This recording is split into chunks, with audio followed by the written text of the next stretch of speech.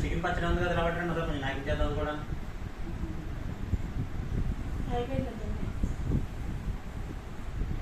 ఏదో ఒకటి పెట్టాను కానీ మన అన్ని విడిచాను ఇద్దరు చెవులో పెట్టాను ఉంగరం మీద చెరుకు తోలు పిలిచాడు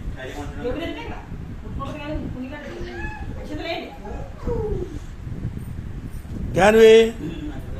జాన్వి